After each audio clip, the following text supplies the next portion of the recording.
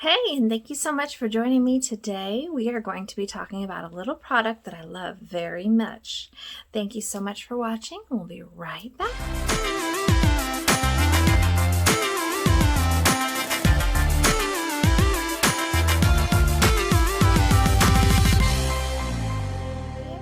Thank you so much for joining me today. I am going to talk about one of our favorite products, and that is moisturizer.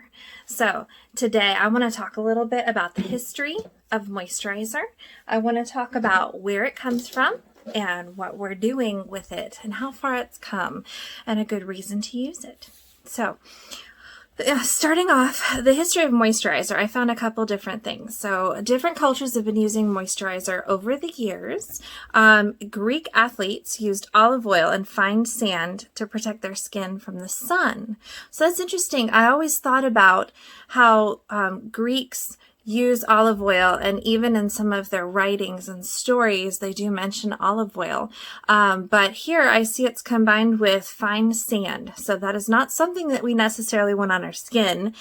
So whenever you think of using olive oil on your skin, consider that it may not always be what you think. So also Roman barbers used spider web dipped in oil and vinegar to heal razor burn. Now that's interesting. I could see the spider web maybe holding the product on the face, and vinegar is kind of soothing to the skin, and then oil would moisturize it a little bit. So that's interesting. Now, there's an Egyptian queen, Cleopatra. I'm sure you've heard of her. She used olive oil and palm oil, and she said that it maintained youthfulness on her skin. So I think that's also where we get olive oil maybe being a little good for your skin. Now, keep in mind, olive oil is a large molecule oil. So if you have acne issues, if you have already oily skin, you may not want to use olive oil in your skin. I don't use olive oil in our products because some skin likes it, some skin really doesn't. And I try to use things that are overall going to be helpful so that hopefully whoever purchases them will not have any issues with them. So moving on, Spanish cultures have been using avocado to moisturize for hundreds of years. And I found that interesting because olive oil or avocado oil is one oil that I use as a carrier oil in our products, especially in our cleanser. So if you are looking into the products and you don't like the carrier oil that I'm using, you can sub it out for olive oil or for avocado oil. Now, Germans used strained cooked barley on the face to steam it into health. So I know we've heard of using maybe oats to soothe the skin, or oatmeal type products. There's also something called colloidal oatmeal, which you may find in some of the cleaner moisturizers on the market. So that I don't rule out oat and oat products because they can be very soothing to the skin. As far as benefiting over time, I haven't found a whole lot of benefits over time from it. I've mostly found how it would help kind of treat a symptom or soothe a symptom. And then Australians use emu fat or oil, and that's emu as in the bird, which has its own healing properties, but it's definitely not vegan. And so I'm not using emu oil. I thought about it, but I'm trying to stay vegan. Now, if you do like emu oil products, please let me know. I may consider opening up a line that uses some of them if you're interested. But for right now, I'm focusing on being more vegan and more plant-based. Now, Americans used to use lard with rose water, and lately have adapted to using petroleum jelly. Now, let me tell you about petroleum jelly. It is a sister product to plastic. It comes with its own mountain of side effects. You want to be careful using petroleum-based products. Plastic has been known to increase the ability for tumors in your body, and in general, it's hard for your body to metabolize any plastic byproduct at all. So be careful with the petroleum jelly. Now, I used to be an EMT, and petroleum jelly was everyone's favorite for treating burns. It does carry a sterile type property to it because it's hard to grow bacteria in a plastic.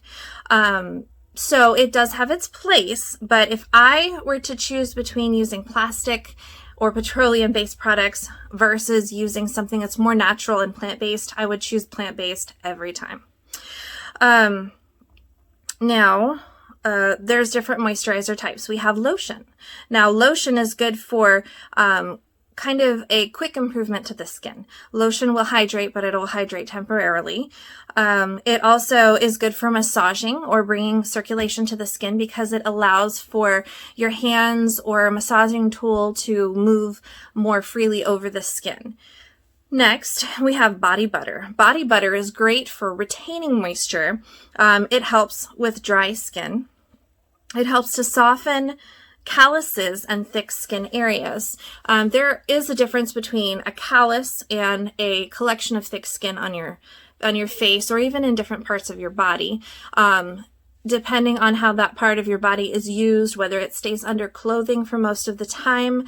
But those are things that a body butter or a thicker moisturizer would help, especially if you have dry skin. Now, if you have dry skin, you probably have an area that has kind of a line around it, and then it may dry off in patches, or you may just have an area that every little bit of that is dry skin.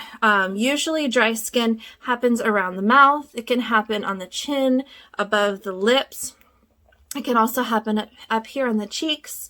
It can happen on the temples and on the forehead. So most of your skin can have issues with being dry. And then you want to look into a moisturizer that's a little bit thicker. And now chapstick and lip balms. Those are also types of moisturizers. You want to be careful to keep your lips moisturized. If you are not drinking enough water, a sure way to tell is if your lips become chapped or if they're just becoming dry and shedding skin in general. Hand and feet balms. Those are also they're for your skin, and your skin is one whole organ, even though your face may be a little bit different skin from the rest of your body. But hand and feet balms and lotions are also part of the moisturizer family. Then, oil cleanser. Now, if you are oil or acne prone with your skin, you may be looking into more of an oil cleanser. The purpose of an oil cleanser is to retain moisture while lifting makeup off the skin. It is compatible with a double cleanse. Now, our cleanser is oil-based, but it is small molecule oil-based, which means that it's not going to clog your pores like a large molecule would. However, keep in mind that there is a place for large molecules even with oily skin, because large molecule oils help soften your skin.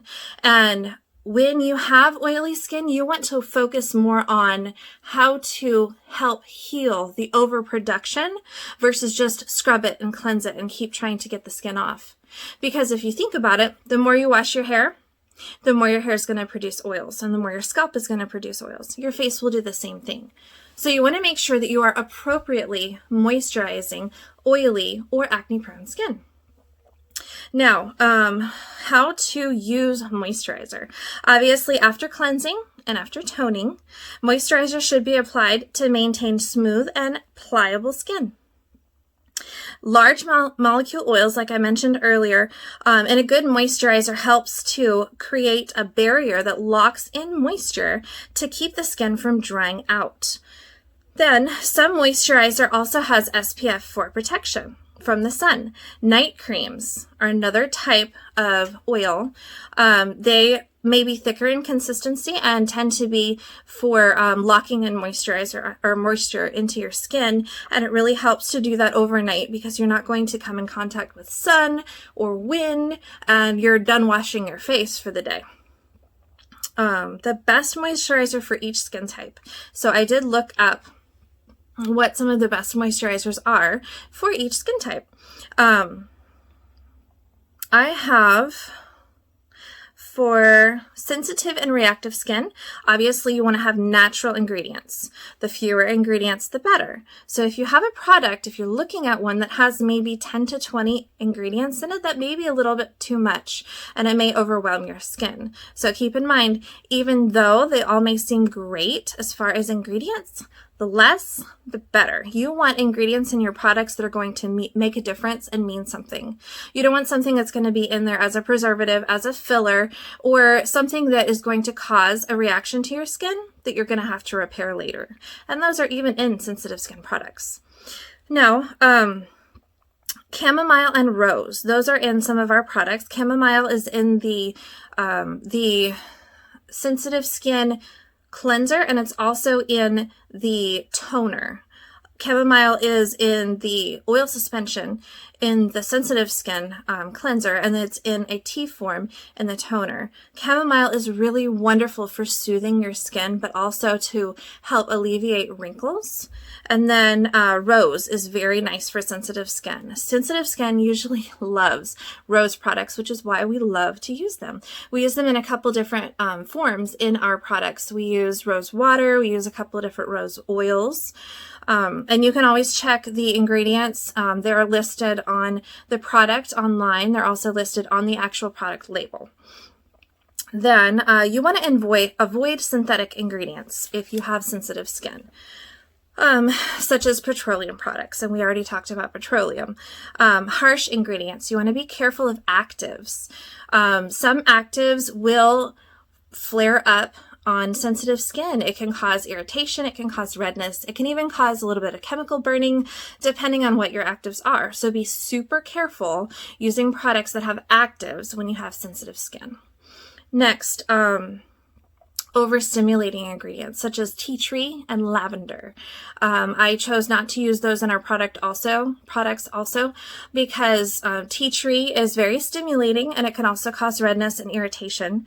Lavender, some people have an allergy to lavender. So you want to be careful when using something that is going to cause a tingle on your skin or have an overwhelming smell, though that may cause a reaction even over time.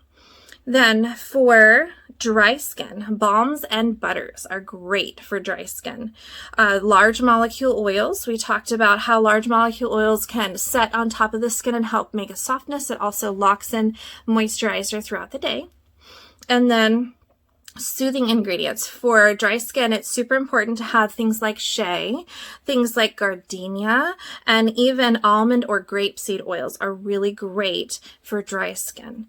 Avoid harsh actives, again, when you have dry skin. You may be tempted to use a lot of AHAs, BHAs, exfoliating products.